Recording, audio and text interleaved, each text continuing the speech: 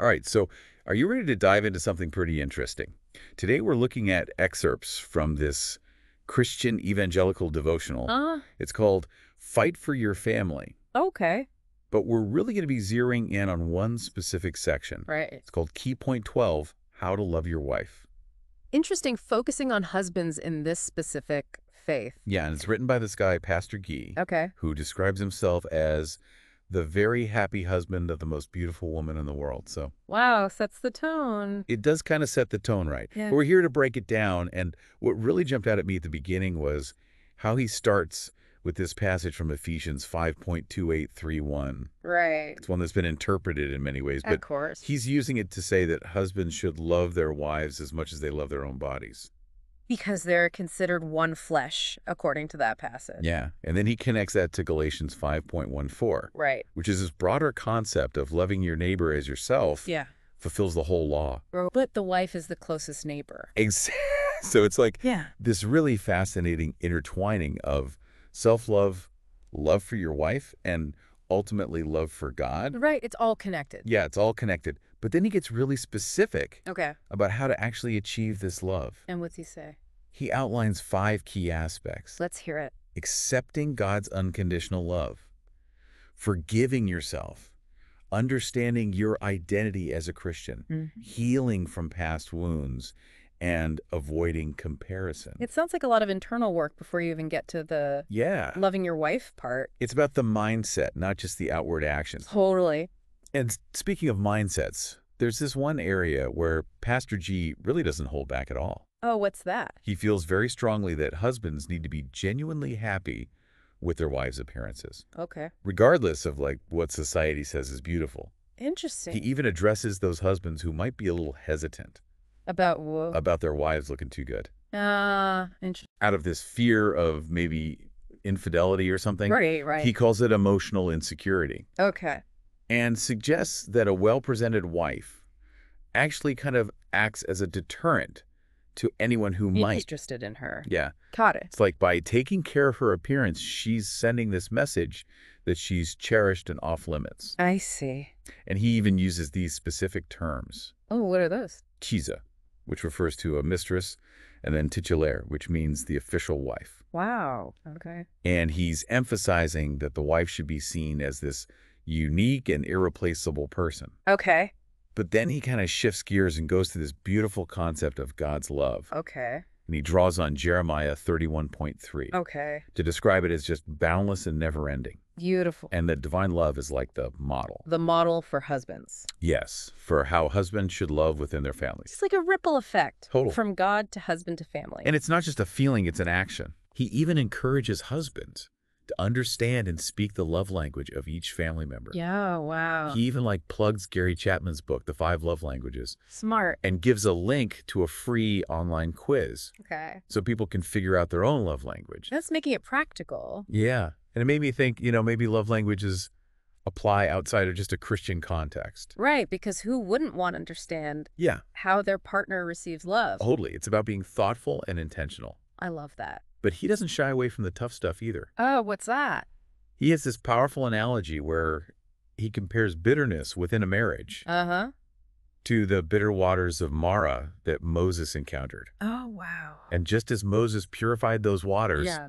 Pastor G believes the solution to bitterness in a marriage is the cross of Jesus. It's about cleansing and healing. Exactly. So you see this blend of practical advice and spiritual guidance. For sure. And speaking of guidance, forgiveness is huge in his philosophy of marriage. Yeah. What stood out to you about that section? Well, he really dives deep into it. Okay. He quotes 1 Peter 4.8, which talks about love covering a multitude of sins. Right. But he doesn't just say forgive and forget. Yeah. He presents forgiveness as this active strength, I see. this decision to build a future together. Powerful. And he encourages husbands to take the initiative Oh, wow. in forgiving, which can be so challenging. Absolutely. He points out that guilt can be a huge roadblock, Yeah. but then links that back to the belief in God's forgiveness Right. as his source of strength. Interesting. But it made me wonder what happens when Yeah. one partner is holding on to the hurt and struggling to accept that forgiveness. That's such a good point. Could that create a dynamic where one person Yeah. feels pressured to forgive before they're ready. That's a great point. It highlights how complex forgiveness can be, Right. especially in a marriage.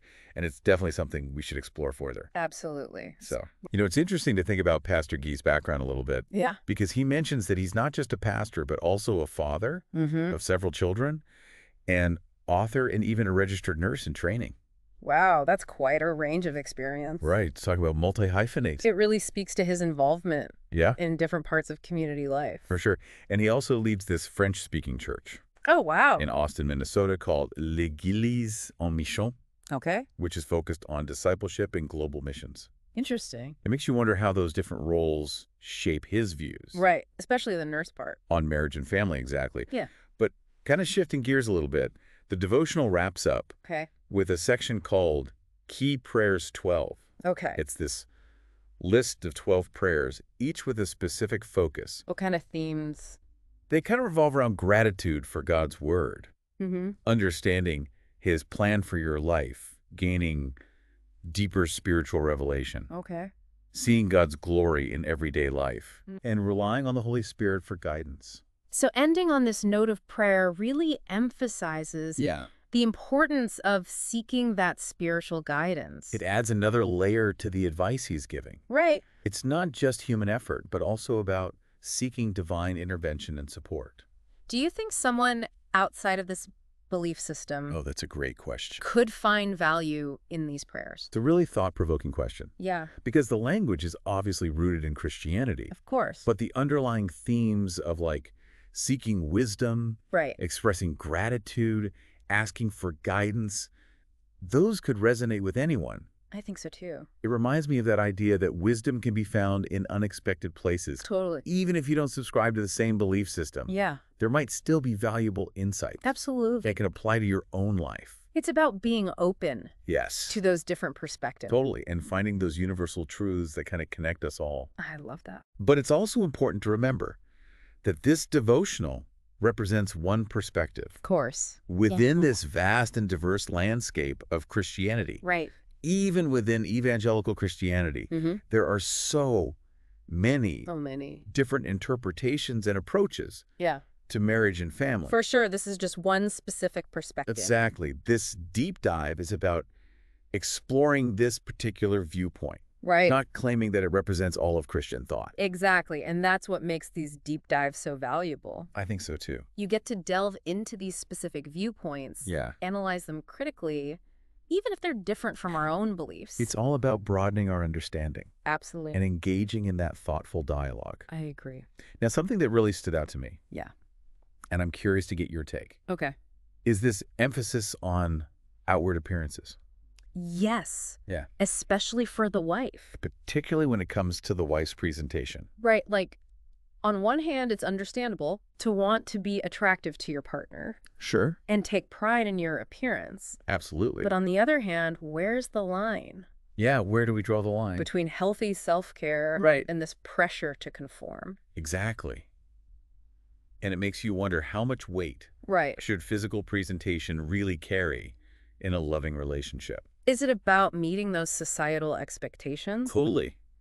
Or is there something deeper? It's such a complex issue It really is. that touches on cultural norms, gender roles, Yeah. the pressure to present a certain image. It's something I think a lot of couples grapple with, I think so too. regardless of their beliefs. Absolutely. It sparked a lot of questions for me. Me too. I'm sure our listeners are thinking about it as well. Yeah, and before we totally wrap up this deep dive Okay. into Pastor Guy's Key Point 12, Yeah. I want to touch on one more point Okay. that really resonated. What was that? His emphasis on forgiveness. Yes. This idea that forgiveness is not weakness, but strength. I agree. A conscious choice to build a future together. Mm. That really resonated with me even outside of the religious context. Absolutely. And how he frames it as this active, Yes. ongoing process. Not just a one-time event. Right. Yeah, it challenges that idea that forgiving someone means condoning Right. their actions Yeah. or forgetting the hurt. Totally. It's more about making a conscious decision Yes. to move forward with a commitment to healing and growth. Individually and as a couple. Absolutely. And that's a powerful message, So powerful. regardless of your beliefs or background. It speaks to the core of being in a relationship. Yeah. And how we navigate those bumps. For sure.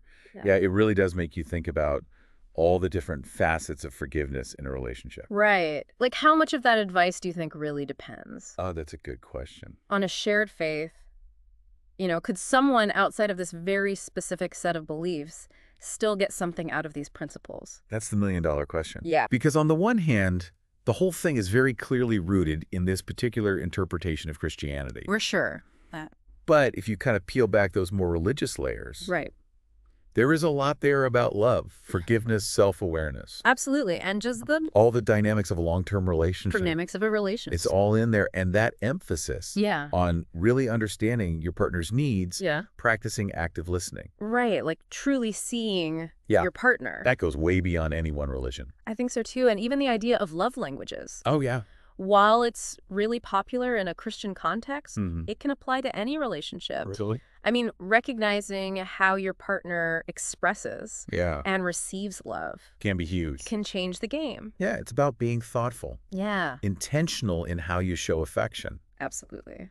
And I think it's a good reminder that we can find wisdom in unexpected places. Even if you don't connect personally with the religious parts, Right. there might be these little nuggets of insight that you're like, oh, That resonate. that really resonates with my own experience. Absolutely. It's all about keeping an open mind to different perspectives. Totally. And finding those lessons that can help us grow. Yeah. Both personally and in our relationships. I love that.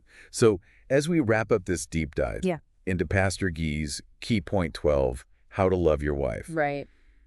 I want to leave you with a question. Okay. He puts so much emphasis on outward appearances, Especially for the wives. especially for wives, right? But how much does physical presentation really, truly matter In a loving relationship. in a long-term loving relationship? Is it about meeting those expectations? Yes, societal expectations, or Or is there something deeper there? it's something to think about, maybe even discuss with your partner. I love that it's a great point to end on because Yeah. the right answer is going to be different for every couple. For sure, what matters most is that you're having those open and honest conversations. About your needs and expectations. Absolutely. Well, thanks for joining us, everyone, on this deep dive. It's been a pleasure. Until next time, keep exploring, keep questioning. And keep the conversation going. Absolutely.